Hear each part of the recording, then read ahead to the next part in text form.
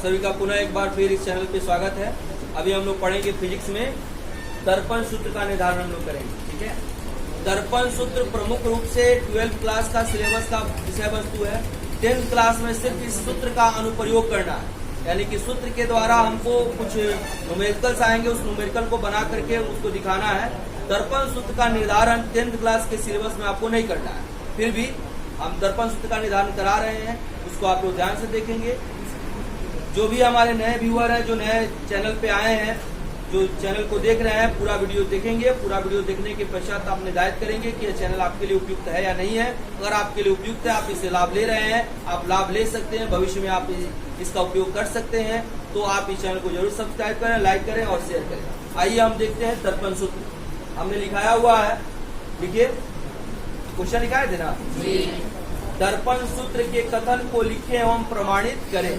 जैसे हमने क्वेश्चन लिखा है वैसे किताब में या किसी केस या किसी भी तरह के विषय वस्तु में आपको यह ऐसे प्रश्न नहीं देता है ना, कि कथन को लिखें और प्रमाणित करें। लेकिन हम लोग इसको ऐसे ही करेंगे कि पहले कथन को जानेंगे कि दर्पण सूत्र में क्या आता है और तब उसको प्रमाणित करेंगे, है ना। जैसा कि आप लोग को बताया गया है, अभी हम लोग दर्पण में सब कुछ जो उसके पद है वह जान चुके हैं। मुख्य रूप से उसके कौन कौन से पद होते हैं? ध्रुव होते हैं, वक्रता केंद्र, और क्या होता है? मुख्य फोकस। यह दर्पण का पार्ट होता है। इसके अलावा जब दर्पण के सामने हम जब किसी वस्तु को रखते हैं तो हमको जो प्रयुक्त होता है वह मूल रूप से होता है क्या? वस्तु दूरी, प्रतिबिंब दूरी और फोकस दूरी। इन्हीं का प्रयोग मुख्य रूप से हम लोग करते हैं। इसके अलावा आप लोग चिन्ह परिपाटी का भी प्रयोग कर चुके हैं, चिन्ह परिपाटी को भी समझ चुके हैं, उसके बारे में भी आप जानते हैं। तो आइए हम यहाँ पे अब इसको लिखते हैं। पहले कथन लिखेंगे, कथन लिख करके डाल दीजिए। लिखिए, कथन लिख करके डाल दीजिए। यह दर्पण सूत्र हम किस दर्पण में प्रूव करने जा रहे हैं? गोलीय दर्पण में। किसमें करने जा रहे हैं? ठीक है, चूंकि गोलीय दर्पण में ही फोकस दूरी, बिंब दूरी और प्रतिबिंब दूरी तीनों प्राप्त होते हैं, है ना। आपको समतल दर्पण में फोकस दूरी का पता नहीं होता है। ठीक है, लिखेंगे कथन में, किसी गोलीय दर्पण में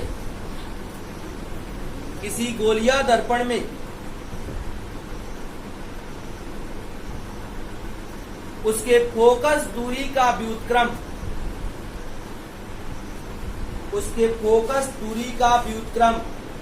व्युत्क्रम मतलब समझ रहे हैं ना, उल्टा फोकस दूरी का व्युत्क्रम। फोकस दूरी को कैसे प्रेजेंट करते हैं, कैसे दिखाते हैं? छोटा एफ से। तो उसका व्युत्क्रम क्या हो जाएगा? 1/f, छोटा एफ, है ना। क्या लिखे? किसी गोलीय दर्पण में उसके फोकस दूरी का व्युत्क्रम, गोलीय दर्पण के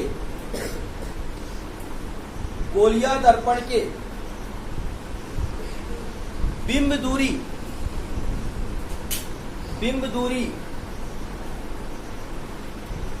एवं प्रतिबिंब दूरी, बिंब दूरी एवं प्रतिबिंब दूरी के व्युत्क्रम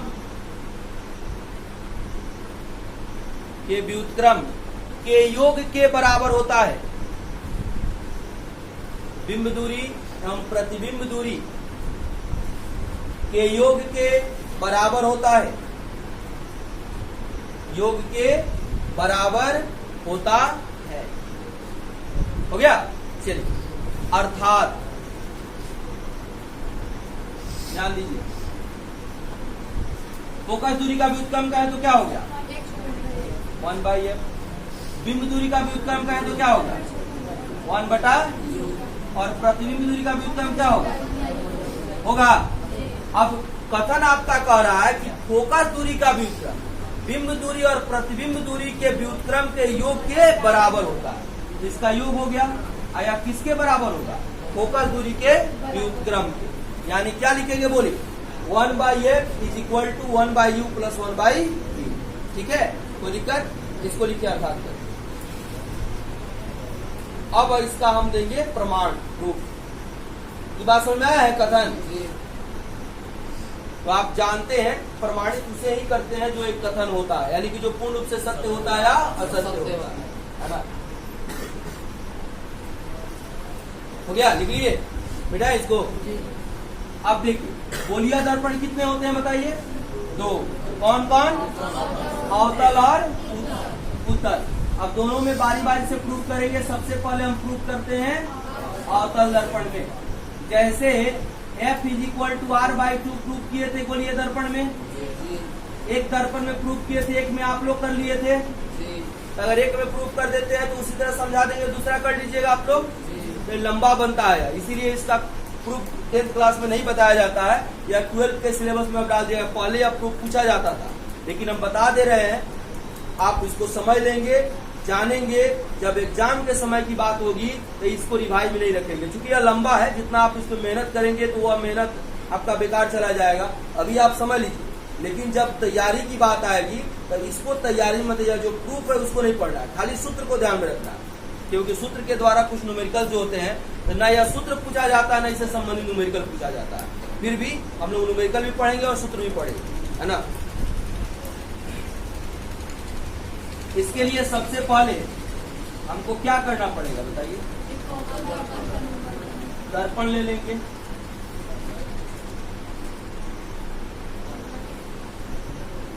हो गया? दर्पण का मध्य बिंदु ध्रुव होगा। या जिस गोले से लिया जाता है उस गोले का केंद्र क्या कहलाएगा? वक्रता केंद्र। इसको मिलाने वाली रेखा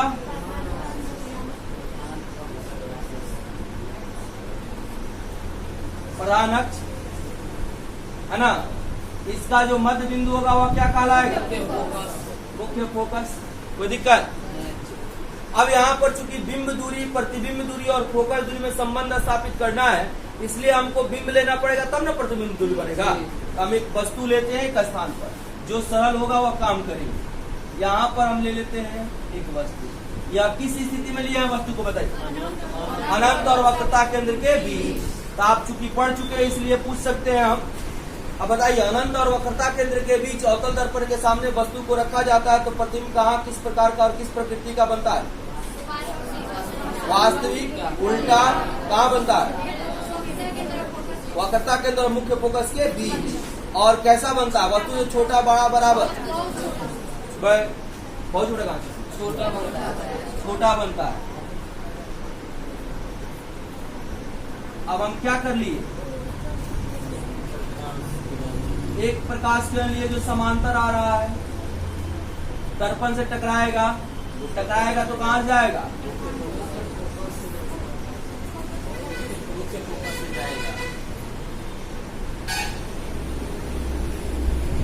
मुख्य फोकस से जाएगा, और एक मान लेते हैं कि वक्रता केंद्र से ले जाएंगे।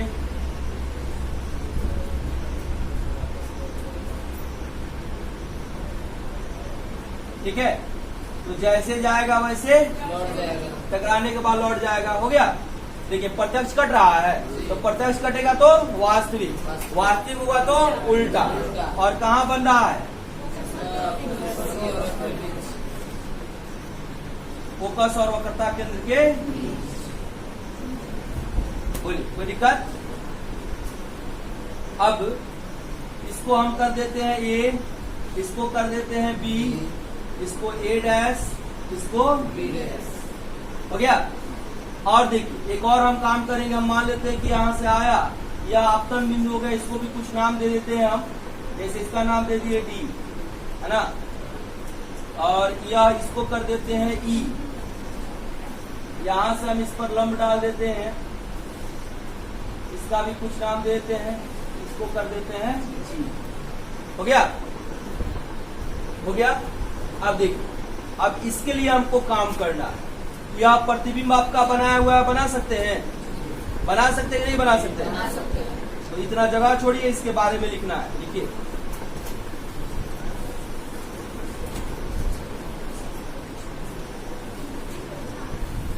लिखेंगे माना कि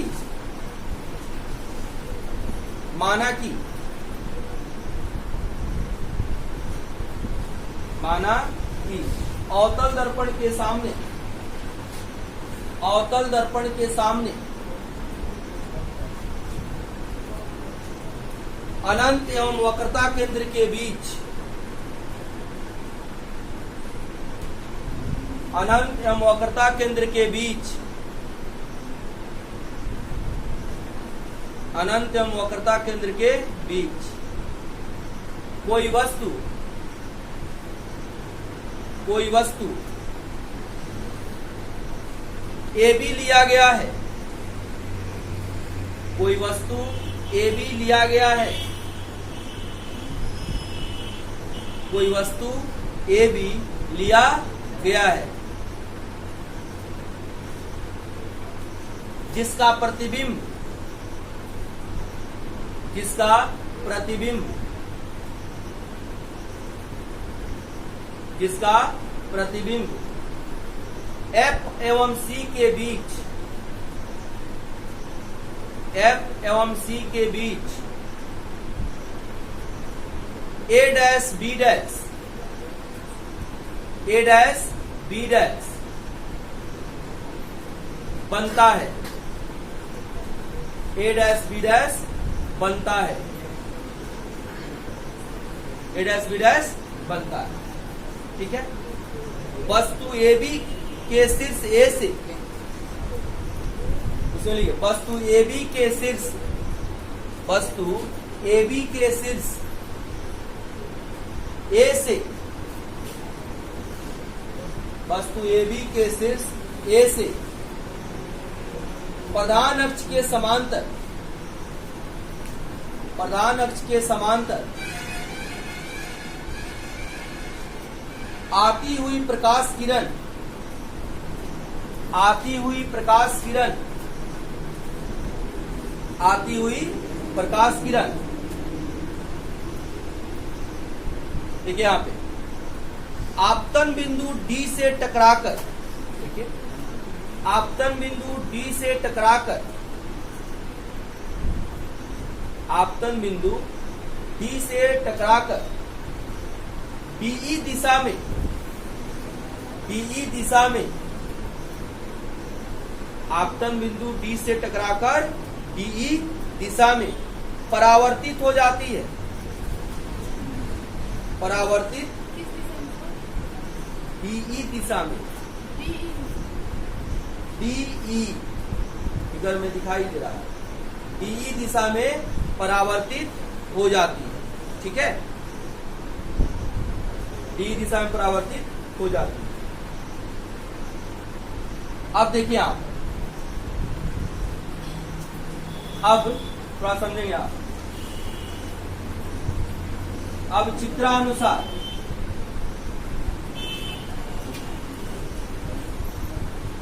ऐसे थोड़ा सा यहां पर ध्यान देंगे, या प्रतिबिंब है या बिंब है ना, तो यहाँ पे ध्रुव से लेकर के जो बिंब तक का दूरी होगा वह क्या हो जाएगा, ये हो जाएगा, यह आपका प्रतिबिंब है, तो यहां से लेकर के जो प्रतिबिंब तक का दूरी होगा वह भी हो जाएगा, यह आपका एफ है, तो यहां से लेकर के यहाँ का जो दूरी होगा वह एफ हो जाएगा, और फिर यहां से ध्रुव से लेकर के जो सी तक का जो दूरी होगा वह आर हो जाएगा। बस समझ रही है। अब देखिए, अब चित्रानुसार ध्यान देंगे यहां पर, चूंकि एडी समांतर क्या है, मुख्य अक्ष, क्या है, मुख्य अक्ष है ना। अभी इसको नहीं लिखे,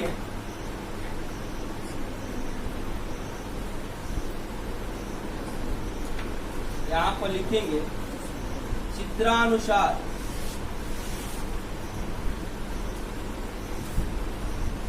दिया गया है, दिया गया है क्या, एडी समांतर मुख्य अक्ष। ठीक है, तो क्या हो जाएगा बताइए, ए बी बराबर डी जी हो जाएगा, ए बी बराबर डी जी लिख सकते हैं।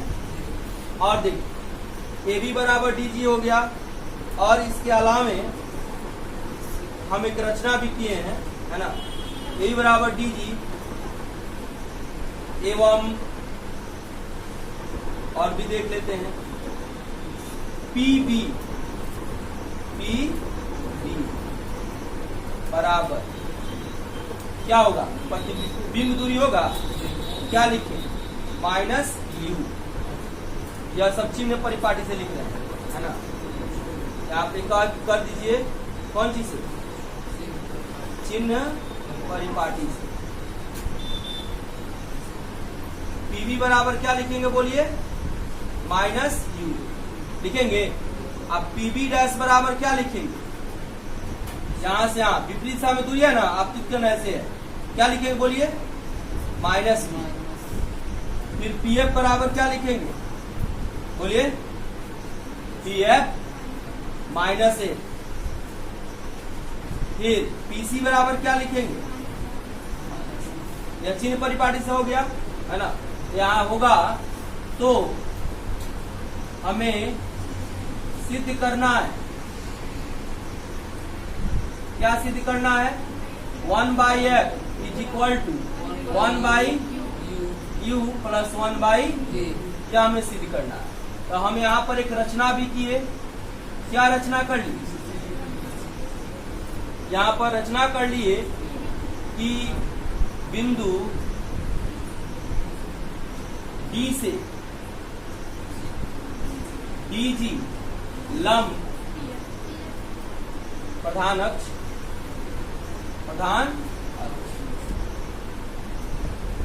खींचा, ठीक है, यह हो गया। अब देखिए, अब प्रमाण में देखें, ध्यान दीजिए थोड़ा। यहाँ पर एक त्रिभुज बन रहा है, यहाँ पर एक त्रिभुज बन रहा है, यह एक त्रिभुज बन रहा है, यह एक त्रिभुज बन रहा है, बन रहा है ना। 4 त्रिभुज हमको दिखाई दे रहा है, इसको हमको दिखा देना है समरूप, ठीक है। आगे हम बता दे थोड़ा सा समरूपता का कॉन्सेप्ट। 6ठा नंबर चैप्टर में हम लोग को पढ़ना है त्रिभुज की समरूपता। आप लोग वर्ग 9 में पढ़े हैं त्रिभुज की सर्वांग समता, याद है, यानी कि 2 त्रिभुज सर्वांगसम होते हैं। सर्वांगसम का मतलब हो गया सर्व अंग सम, यानी कि सभी भाग जब बराबर हो जाते हैं तो वह क्या होते हैं, सर्वांगसम होते हैं। उसके कुछ रूल भी पढ़े हम लोग, side side side, side angle side, angle side angle, है ना, एंगल एंगल साइड और RHS, इतना पढ़े हम लोग। उसी तरह से यहाँ पर भी समरूपता का एक कॉन्सेप्ट है ना। थोड़ा सा समझ लेंगे त्रिभुज में भी फायदा करेगा, है ना। 2 त्रिभुज समरूप होते हैं, 2 त्रिभुज 3 स्थिति में। पहला, यदि त्रिभुज दिए गए 2 त्रिभुज के तीनों भुजाओं का अनुपात बराबर, क्या हो, अनुपात बराबर हो। और दूसरा 2 भुजाओं का अनुपात बराबर हो और उसके बीच का कोण बराबर हो, ठीक है। और तीसरा, उसके सभी संगत कोण बराबर हो। यानी कि जैसे वहां पर 5 कॉन्सेप्ट से 2 त्रिभुज क्या होते हैं, सर्वांगसम होते हैं, उसी तरह से यहाँ पर इन 3 कॉन्सेप्ट से त्रिभुज क्या होंगे, समरूप होंगे, क्या होंगे, ठीक है। और आप यह जानते हैं कि 2 त्रिभुज अगर ले लें, जिसमें से त्रिभुज की अगर कोई 2 कोण बराबर है तो तीसरा खुद ब खुद बराबर हो जाएगा। तो अगर ए नहीं आता है, आप 2 एंगल भी बराबर कर देते हैं तब भी वह हो जाएगा, क्या हो जाएगा, समरूप हो जाएगा। तो अगर 2 त्रिभुज समरूप होते हैं तो उनके संगत भुजा का अनुपात बराबर होता है, एवं संगत कोण बराबर होते हैं, ठीक है। या इसमें से कोई एक स्थिति आपको मिल गया तो आप लिखेंगे कि त्रिभुज क्या होंगे, समरूप होंगे। और जब त्रिभुज समरूप होंगे तो उनके संगत भुजा का अनुपात क्या हो जाएगा, बराबर हो जाएगा। बात समझ आ रहा, यह हम लोग को समरूपता का सिद्धांत पढ़ना है। कहाँ पढ़ना है, आपको त्रिभुज में पढ़ना है, इसी 10th क्लास के सिलेबस में। जैसे 4था चैप्टर तक हम लोग पढ़ लिए, 5वां समांतर श्रेणी है, 6ठा त्रिभुज है, तो 6ठा चैप्टर में आपको पढ़ना है, ठीक है। समरूप का मतलब क्या होता है, सम मतलब बराबर, और रूप मतलब दिखाई देना, माने देखने में एक समान हो, बराबर नहीं हो। जैसे 5 रुपए का सिक्का और 1 रुपए का सिक्का क्या होता है, देखने में तो बराबर होता है, लेकिन देखने में बराबर होता है, लेकिन समरूप होगा, लेकिन सर्वांगसम नहीं होता है ना। जैसे नीचे क्लास में हम लोग कविता पढ़े, दादाजी का चश्मा गोल, है ना, और चंदा मामा गोल, सब सारी दुनिया गोल, है ना, ऐसे कुछ करके सीबीएसई में पढ़ना था, इसलिए हमको याद नहीं है। बिहार बोर्ड में पढ़ना था तो याद होता, क्योंकि हम कहीं ना किसी बच्चे की किताब में पढ़ लिए हैं, है ना। तो ऐसे करके, यानी कि जितना भी चीज गोल दिखाई दे वह सब क्या होगा, समरूप होगा, लेकिन सर्वांगसम नहीं होगा। सर्वांगसम होने के लिए सारे भाग उसके क्या होने चाहिए, बराबर होने चाहिए।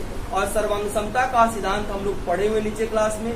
वृत्त कब सर्वांगसम होता है, वर्ग कब सर्वांगसम होता है, आयत कब सर्वांगसम होता है, त्रिभुज कब सर्वांगसम होता है, यह सारे पाठ हम लोग ऑलरेडी पढ़ चुके हैं। यहाँ पे हमको सर्वांगसमता नहीं, समरूपता का काम करना है।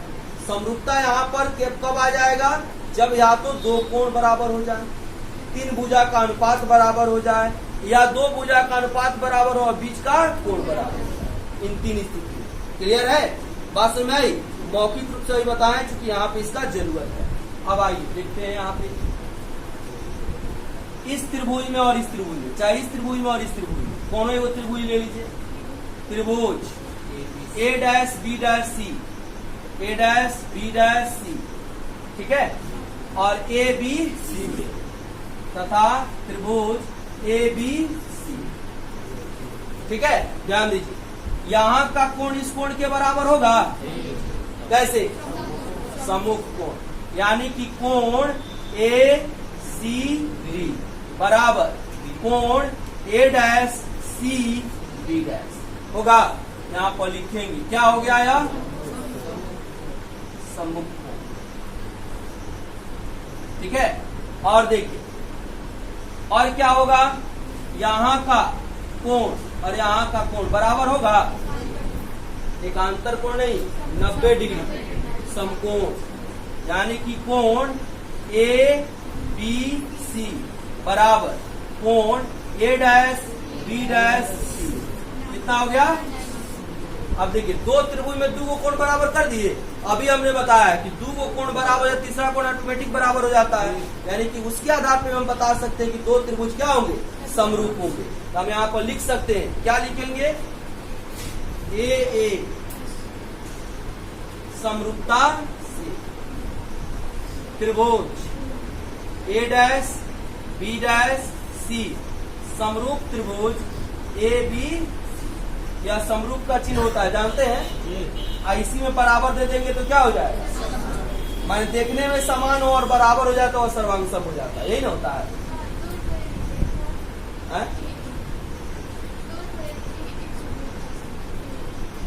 ए समरूपता से दो कोण, अभी बताया ना कि दो कोण बराबर होगा, तीसरा कोण ऑटोमेटिक बराबर हो जाएगा, तो हम सीधे ए लिखेंगे। ए भी समरूपता होता है, उसका ऊपर में हो गया, दो कोण बराबर होगा, तीसरा कोण बराबर हो जाएगा। तीसरा का काम करिए तो हम ए का लिख दे, है ना, ऑटोमेटिक बराबर जाएगा। हमको समझ लेना है कि तीसरा बराबर हो चुका है, तो दुए को हम काम कर रहे हैं, ठीक है। इसलिए हम लिख रहे हैं ए समरूपता से, कितना हो गया। अब देखिए, अब यह जब समरूप हो गया तो संगत भुजाओं का अनुपात क्या होगा, बराबर होगा। अब बोलिए क्या लिखेंगे, ए बी, इसका संगत भुजा यहाँ पे कौन है, ए डैश, ठीक है। और देखिए बी सी, इसका यहाँ पे संगत भुजा कौन है, बी डैश, हो गया। इसको एक समीकरण मान लें, ठीक है। पुनः त्रिभुज कौन, डी जी एफ तथा त्रिभुज कौन, ए डैश बी डैश एफ, ए डैश बी डैश एफ, हो गया। में ध्यान दीजिए, यहाँ का कोण इस कोण के बराबर हो जाएगा, यानी कि कोण डी एफ जी होगा बराबर ए डैश एफ, क्या होगा, सम्मुख कोण,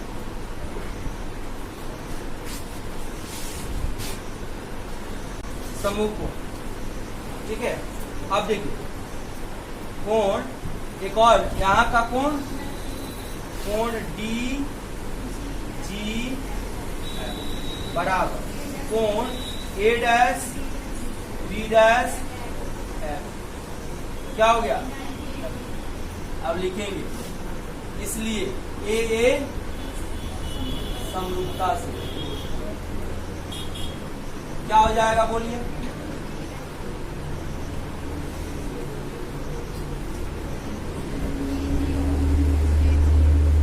DG अब बटा ए डैश बी डैश हो जाएगा, और फिर बराबर GF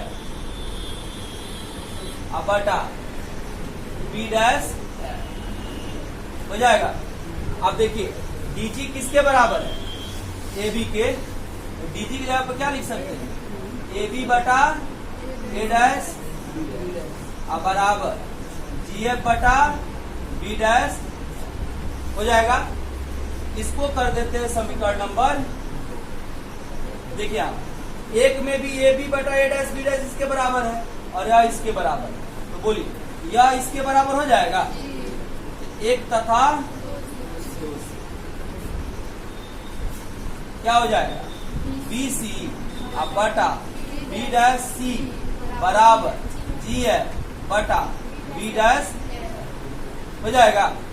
अब देखिए यह जो वैल्यू आया, अब इसमें से हम देखेंगे इस फिगर में जो जो मान पता है उस रूप में हम इसको बदल देंगे।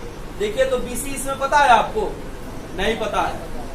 अब BC को उस रूप में बदलेंगे जो हम जानते हैं।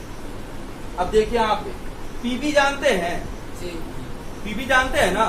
PB कितना है देखिए? -C। अब PC जानते हैं, वह भी जानते हैं कितना? -7। अगर PB में से PC घटा दे तो BC आ जाएगा, नहीं आ जाएगा? तो हम BC के लिए क्या लिखे बोलिए? बोलिए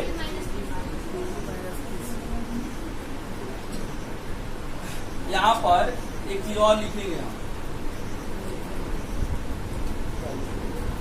चूंकि G P के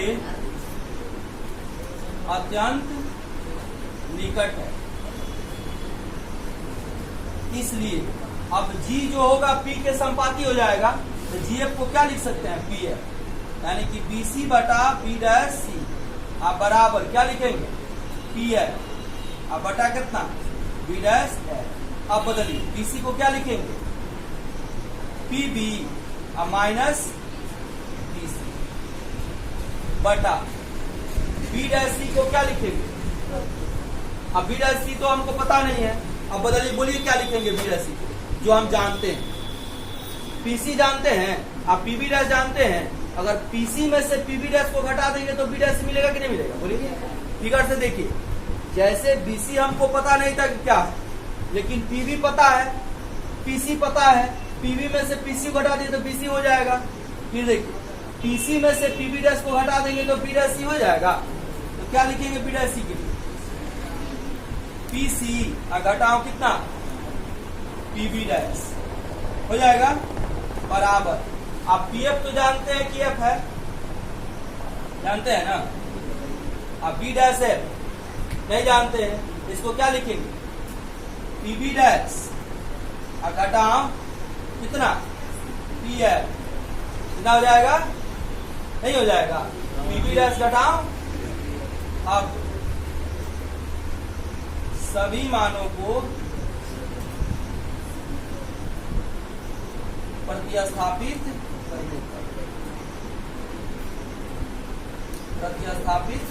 करना। क्या होगा? PB का मान देखिए -C माइनस PC का मान देखिए -8, PC का मान और फिर माइनस PB डैश का मान हो जाएगा, फिर PF का मान,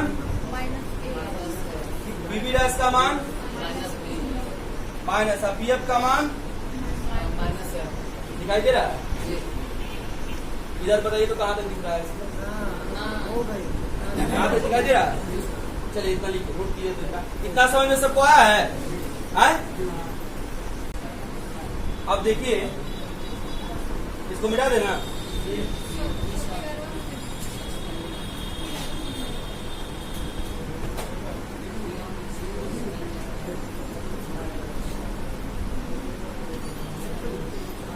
अब देखिए इसको सरल करते हैं।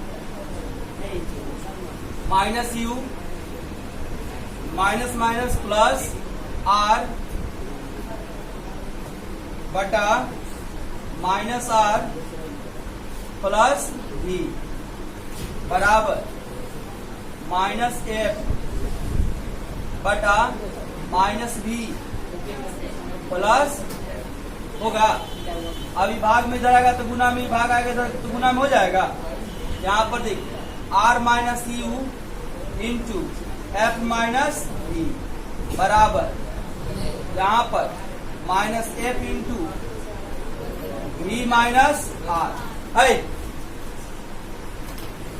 आर से गुना करें क्या हो जाएगा आर एफ, फिर आर से minus plus minus R B, फिर माइनस यू एफ, फिर प्लस यू हो जाएगा। यहाँ देखिए minus B F minus minus plus R F हो जाएगा। देखिए इधर भी आर एफ है, इधर भी आर एफ है, चीजें समान है। आर एफ से आर एफ हो जाएगा। बराबर के दो तरफ है दोनों, इसलिए अब देखिए क्या हो जाएगा है? हो जाएगा कहाँ हो जाएगा? अब देखिए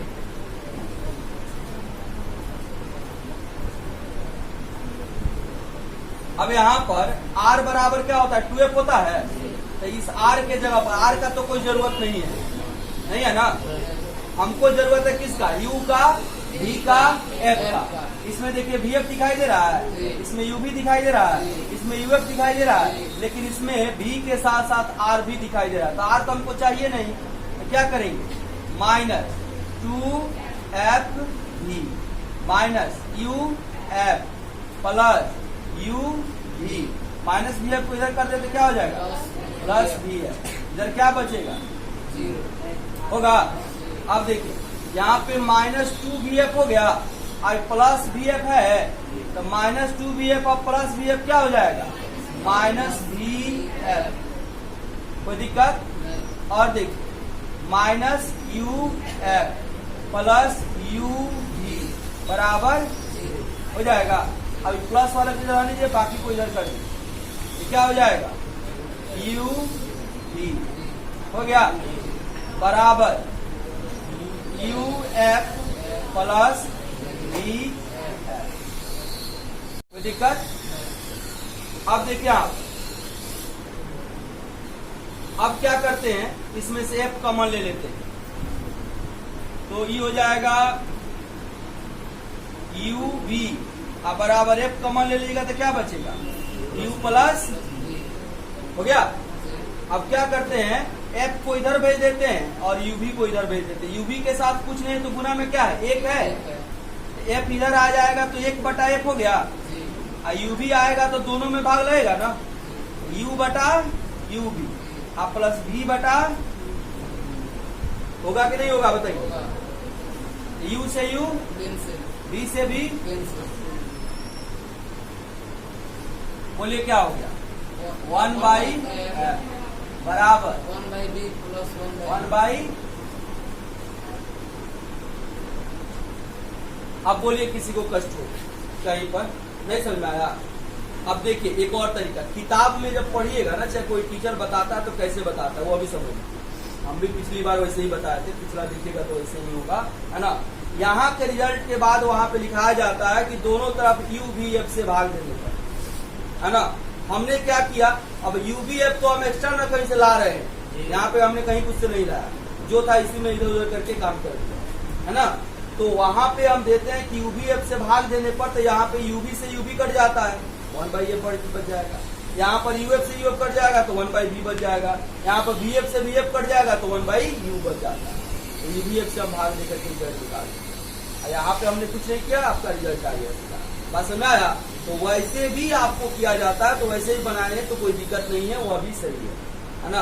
अगर मान लेते हैं कि पिछला किसी का कॉपी आपको मिल जाए, मेरा ही पढ़ाया हो, तो मत कहिएगा कि इसमें दूसरा बना हुआ है। हम बार बार बोलते हैं कि बात बदल जाता है, हर एक साल ऐसा नहीं है कि हम एक ही जैसा ही होगा, है ना। लेकिन बता दिए हैं संभवतः यही 2 तरह से आपका काम होता है। ठीक है, कोई दिक्कत इसमें बोलिए, किसी को दिक्कत है?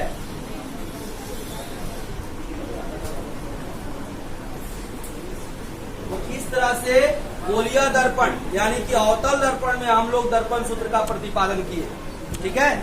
अब इसी प्रकार से आपको उत्तल दर्पण में भी होगा। तो उत्तल दर्पण में आप प्रयास करेंगे, नहीं होगा तो उसको हम कराएंगे, है ना। इतना नोट कीजिए, ये आपका फाइनल हो गया है। अगले क्लास में हम लोग उत्तल दर्पण के लिए प्रूव करेंगे, या आप कर सकते हैं, ठीक है। देखिए